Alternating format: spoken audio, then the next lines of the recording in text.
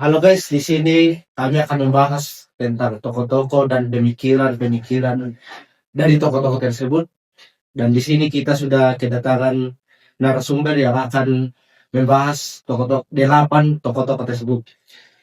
Yang menurut Rini Kaya berdasarkan pemikiran Oscar Kuhlman, bagaimana pemikirannya tentang oikumenisme ini? Ya, kalau menurut saya Oscar Kuhlman ini lahir pada tahun 1902 di Sterbo, kota yang saat itu berada di bawah Kekaisaran Jerman, namun syaratnya pengaruh pada budaya Prancis. Kemudian pemikiran dari teologisnya dari Oscar Kuhlman berpusat pada sejarah tentang keselamatan, yaitu pandangan bahwa seluruh Alkitab merupakan kisah progresif tentang karya Allah dalam waktu dan sejarah. Kemudian adapun metode yang digunakannya oleh Oscar Kuhlman ini dapat disimpulkan sebagai historis, biblis, dan orientasi teologis yang mendalam.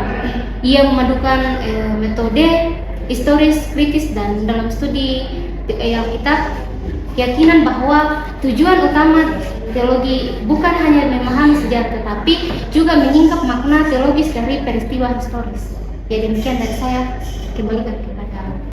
Jadi inti pemikiran dari Oscar Kuhlman ini mengenai oikumene adalah bahwa saja kesatuan daripada gereja itu harus dilihat daripada sejarah keselamatan, terutama realitas tentang inkarnasi serta pengorbanan Kristus di atas kayu salib. Iya, seperti itu.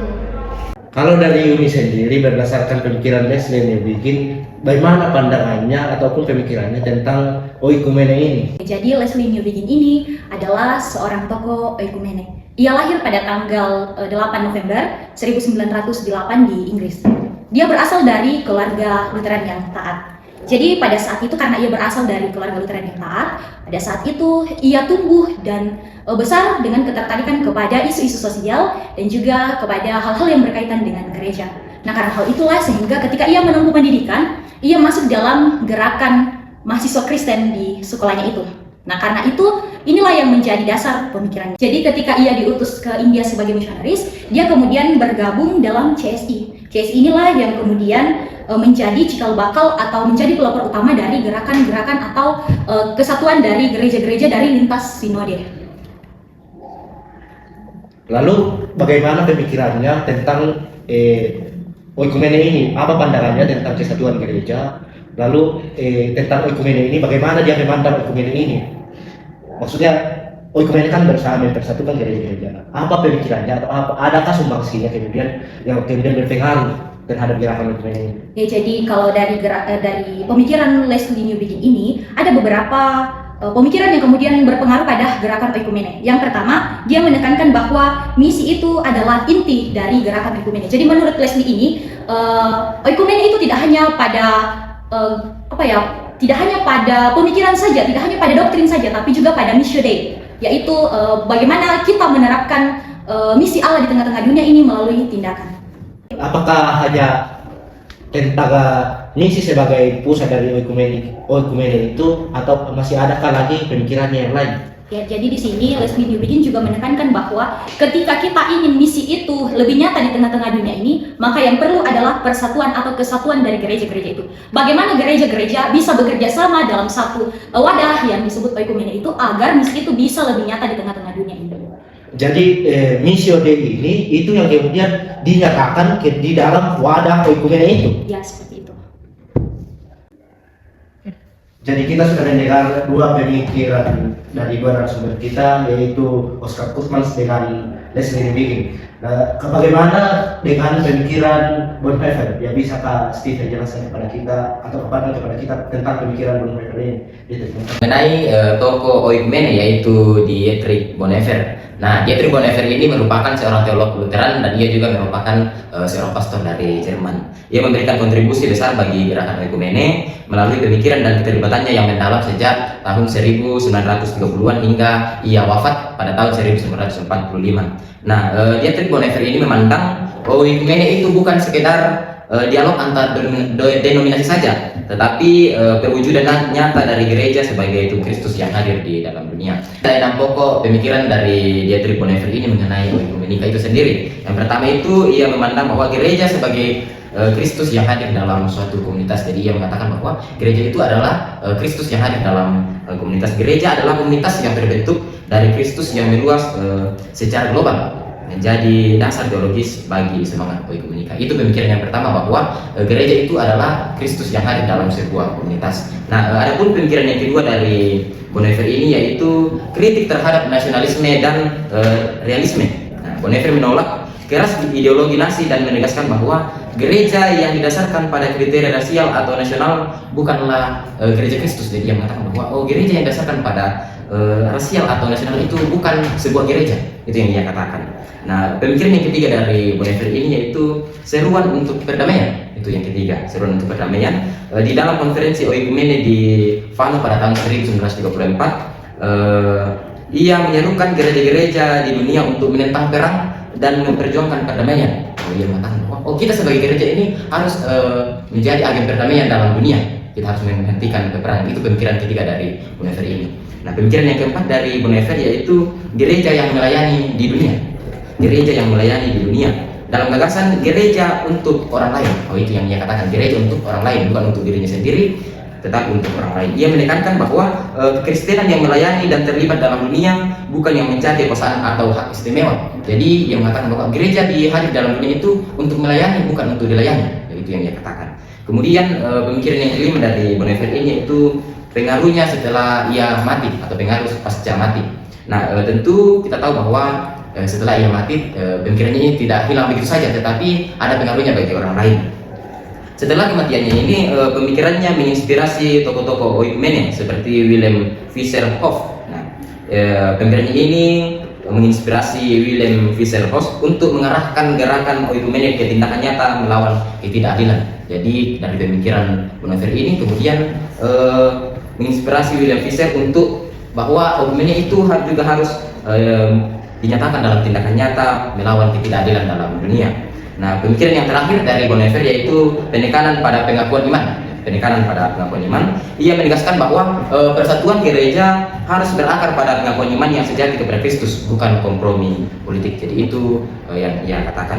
Jadi secara keseluruhan Bonhoeffer ini menantang gereja untuk melampaui perbedaan doktrin dan mengambil sikap profetis dalam menghadapi persoalan di dalam dunia, baik itu sosial, politik, dan moral dunia, dan menjadikan oikumene sebagai panggilan nyata untuk hidup dan bertindak dalam kebenaran Kristus. Ya, itu mungkin sedikit penjelasan dari saya mengenai tokoh dari Dietrich Bonhoeffer ini beserta dengan pemikirannya. Baik, kalau kita lihat pemikiran dari Dietrich Bonhoeffer ini itu luas dan juga sangat kaya. Tapi kalau saya boleh simpulkan, kira-kira menurut kesimpulan saya, itu kira-kira pemikirannya begini.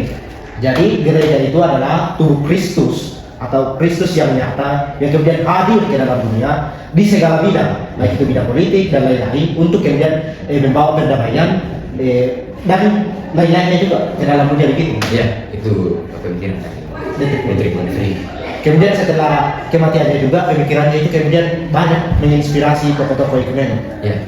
Jadi oikumene itu sebuah tindakan yang nyata kemudian yang dipandang sebagai misi kita, atau kemudian kalau dari Leslie Newbigin tadi bilang gini, oikumene itu adalah wujud tindakan nyata, wujud kesatuan gereja, karena misi itu harus menjadi tindakan nyata di dalam oikumene. Jadi bagaimana? Ini kayak ketemu di pemikiran antara Dietrich Bonhoeffer dengan Leslie Newbigin.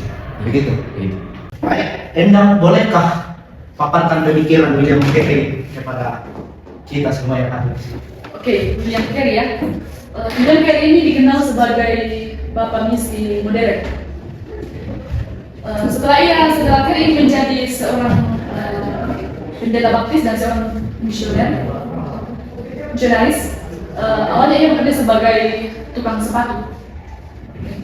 Bukti dari semangatnya untuk memberitakan Injil kepada bangsa-bangsa yang belum mengenal Kristus, Carey ini mendirikan pada tahun 1792, ia bersama dengan kawan-kawannya di Inggris, ia mendirikan Baptist Seminary Society.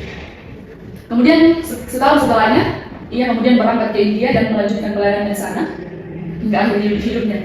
Kemudian pemikiran utama, ada 4 pemikiran utama Carey. Yang pertama yaitu misi sebagai dasar persatuan. Carey menempatkan misi sebagai fondasi utama dari kesatuan oikumenis. Ia mengatakan bahwa gereja-gereja bersatu dalam pelayanan tidak harus menunggu kesatuan doktrin, atau bersatu dalam pelayanan itu tidak harus menunggu doktrin yang diseragamkan. Meskipun berbeda-beda doktrin, gereja tetap bisa melakukan atau gereja tetap bisa bekerja sama dalam pelayanan. Kemudian Carey ini membuktikan dalam ia bekerja sama dengan lintas denominasi di India. Ia bekerja sama dalam pelayanan untuk menunjukkan bagaimana pelayanan bersama itu bisa mewujudkan persaudaraan yang lebih baik. Kemudian pemikiran yang kedua yaitu Injil bersifat universal dan menyatukan. Carey memiliki pandangan bahwa Injil itu bersifat universal, tidak dibatasi oleh ras, bahasa, dan budaya, atau bahkan dibatasi oleh etnis, atau dibatasi oleh sekat etnis ataupun geografis. Karena itu Carey ini berjuang keras untuk menerjemahkan Alkitab ke dalam 30 bahasa yang ada di India. Tujuannya adalah agar semua orang yang ada di India itu dapat memahami atau mempelajari firman Tuhan.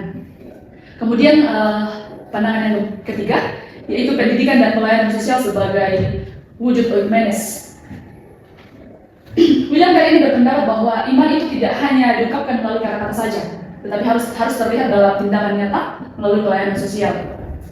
Oleh karena itu Carey mendirikan sekolah-sekolah, kemudian membangun rumah cetak dan lembaga pendidikan. Kemudian Carey juga berperan penting dalam memperjuangkan keadilan sosial yang ada di India, terutama menentang tindakan sati atau pembakaran janda. Jadi dari tindakan Carey ini memperlihatkan bahwa oikumene yang sejati itu adalah iman yang berbuah melalui karya. Kemudian pemikiran yang keempat yaitu penghargaan terhadap keberagaman. Carey memiliki pandangan yang inklusif terhadap perbedaan budaya dan denominasi. Bahkan ia menolak gagasan yang mengatakan bahwa kesatuan itu harus berarti keseragaman. Bahkan sebaliknya, Carey menekankan bahwa perbedaan denominasi yang ada itu merupakan rencana Allah untuk memperkaya kehidupan gereja. Bahkan ia juga mengatakan bahwa berbagai denominasi itu, macam-macam denominasi itu memiliki cara yang unik masing-masing dalam membangun tubuh Kristus. Jadi dengan demikian, oikumene itu bukan suatu gerakan yang menyeragamkan gereja, tetapi untuk membangun harmoni dalam keberagaman itu yang kemudian menjadi landasan bagi gerakan oikumene modern. Oke, mungkin itu saja dari saya tentang pemikiran William Carey. Benar sekali tadi di situ dikatakan bahwa perbedaan denominasi itu adalah rencana Allah. Dia kemudian menolak untuk menyeragamkan, tapi kemudian menerima keseragaman itu.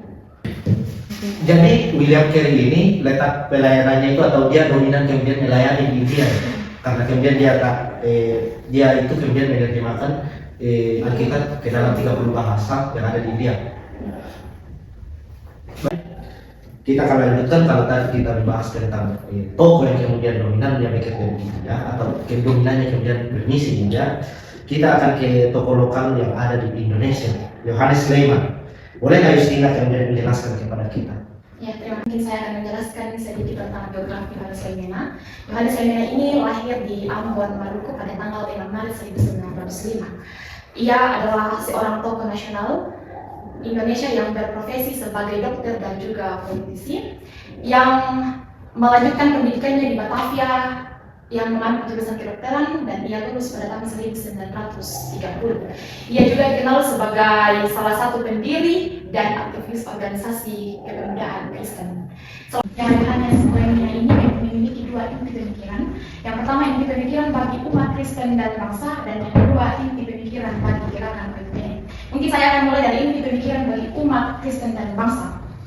Ada 5, yaitu yang pertama pandangan tentang kehidupan dan juga dunia. Yohanes Sulaiman membedakan dua pandangan tentang dunia. Yang pertama, dunia adalah tempat yang fana yang harus dihindari, dan yang kedua adalah dunia yang sekarang yang harus diperbaiki. Dan ia menjelaskan bahwa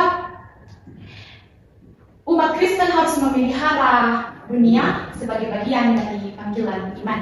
Kemudian yang kedua adalah kewarganegaraan yang bertanggung jawab. Ia menekankan peran sosial dan juga spiritual dalam pembangunan bangsa.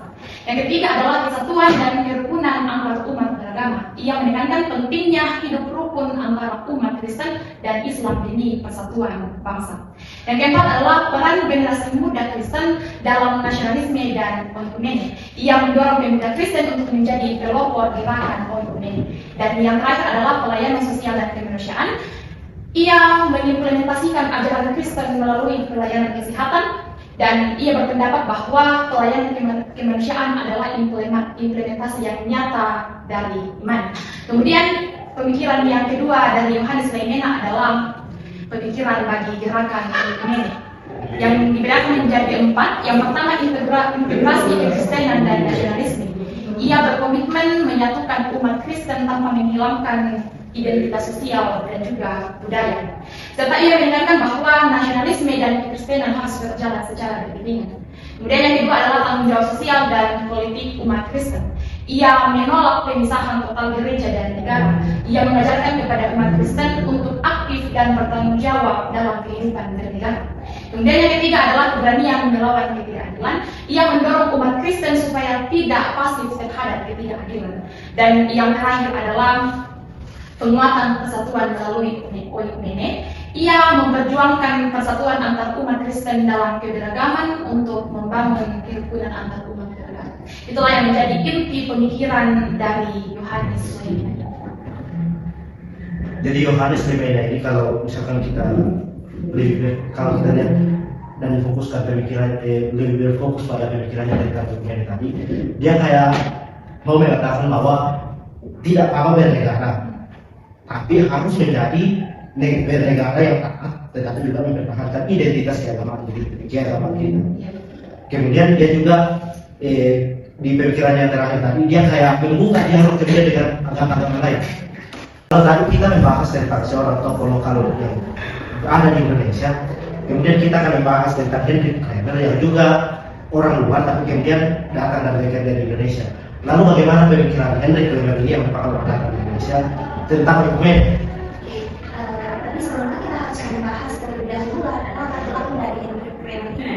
Hendrik Kramer ini orang asli Belanda. Dia lahir di Amsterdam, Belanda pada tanggal 17 Mei tahun 1888 dan kemudian meninggal pada 11 November tahun 1965. Dia ini adalah seorang pemikir tokoh penting dari oikumene dalam persiapannya untuk bermisi. Terlebih dahulu dia belajar bahasa Jawa di Universitas Leiden. Tujuannya agar dia dapat memahami bahasa dan budaya masyarakat setempat di Indonesia. Kemudian lebih dari itu dia juga belajar agama Islam di Kairo, Mesir, di Universitas Kairo, Mesir. Hal ini untuk memperdalam wawasannya tentang dunia non-Kristen, karena kita tahu bahwa di Indonesia itu lebih banyak agama Muslimnya.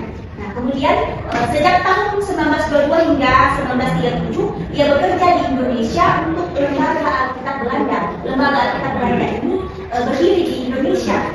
Pengalaman panjang di tanah misi ini menjadi titik awal akhirnya pemikiran dari Kramer ini. Ia menyadari bahwa di daerah-daerah misi seperti di Indonesia mereka ini terlalu bergantung kepada misionaris luar. Dari situlah Kramer menegaskan bahwa tugas misi bukan hanya bergantung atau ketergantungan, tetapi misi harusnya membimbing gereja lokal menuju kepada kemandirian.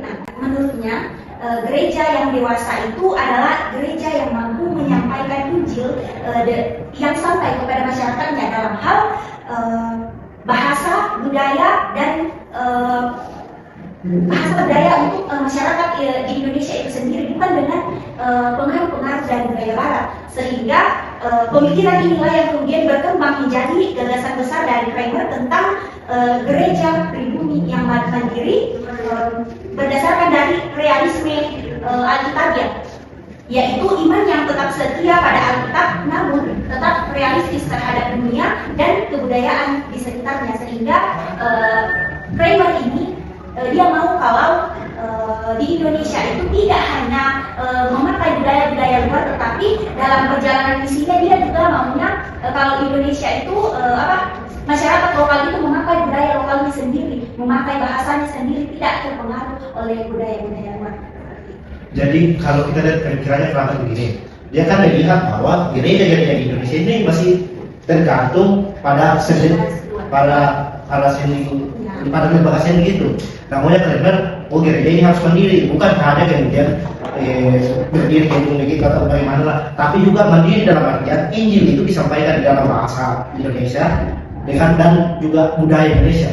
Intinya secara kontekstual kalau kita kenal sekarang gitu. Terima kasih Yunike atas materi tentang Hendrik Kremer. Baik, kita ke tokoh selanjutnya, John Alexander Mackay yang pemikirannya dan wawasannya akan dipaparkan oleh Indonesia. Silakan. Ya, terima kasih. Kita di sini akan melihat bagaimana tokoh John Alexander Mackay ini. Kita melihat biografinya dulu ya. Jadi John Alexander ini dia lahir pada tanggal 17 Mei 1998 di Inverness, Skotlandia. Dia ini merupakan arsitek oikumene berwawasan global. Kemudian dia juga merupakan seorang teolog Presbyterian asal Skotlandia. Dia juga merupakan seorang presiden Princeton Theological Seminary pada tahun 1936 sampai 1959. Kemudian dia juga berpengaruh besar dalam pembentukan WCC. Selanjutnya, melihat latar belakang tokoh ini, dia berpengalaman sebagai misionaris di Amerika Latin. Dia membentuk pandangannya tentang oikumene yang kontekstual dan global, bukan berpusat pada Barat. Kita akan membahas bersama tentang bagaimana pemikiran tokoh ini terhadap oikumene. Ada 4 pemikiran dari tokoh ini. Yang pertama yaitu misi dan oikumene merupakan satu kesatuan, yang berarti kesatuan gereja membentuk misi dan misi ini memberi makna pada kesatuan itu.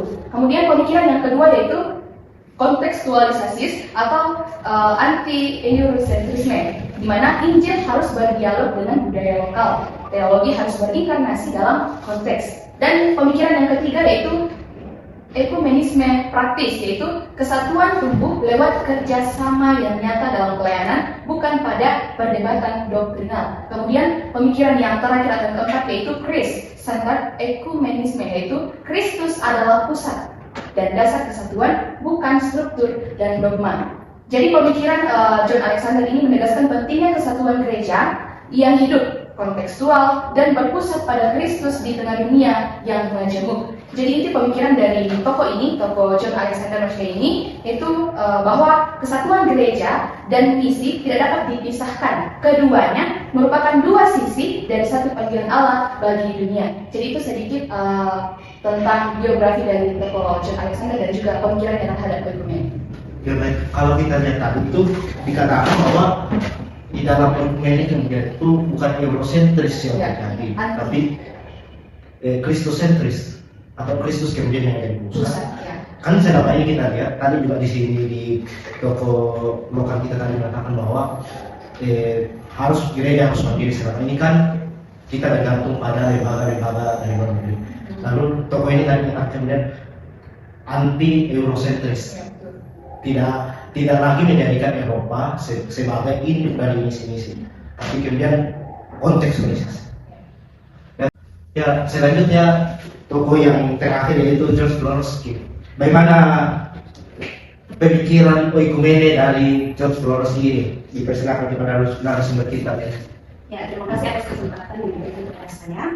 Saya akan membahas mengenai George Florovsky. Dia adalah seorang teolog besar yang berasal dari gereja Ortodoks.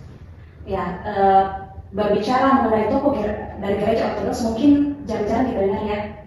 Pemikiran utama dari Florovsky ini yaitu mengenai sintesis neopatristik, di mana dalam pemikirannya ini ia mengajak gereja Ortodoks untuk kembali ke ajaran para bapak gereja, tapi bukan sekadar mengulanginya, melainkan menghidupkannya lagi supaya relevan untuk zaman sekarang.